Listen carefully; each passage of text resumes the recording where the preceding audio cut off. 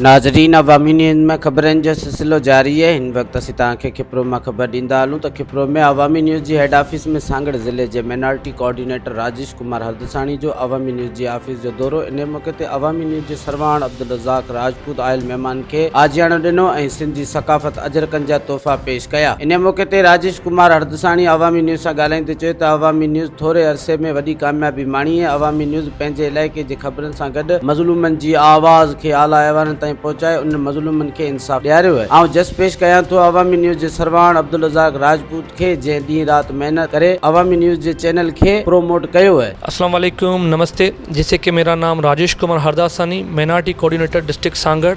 जैसे कि आप देखते होंगे कि आज हम यहाँ अवामी न्यूज़ की स्टूडियो में आए हैं और हम उनको खराज तहसीन पेश करते हैं कि जो कपरो और इसके अरूद में और ज़िले सانگهڙ की अब लोगों के लिए जो एक आवाज़ बने हैं और उनकी आवाज़ को आगे बढ़ा रहे हैं, हम उनको खराज तहसीन पेश करते हैं। मज़ीद खबरों और तफसीलात के लिए विजिट करें हमारी वेबसाइट www.awamiNewsHD.com।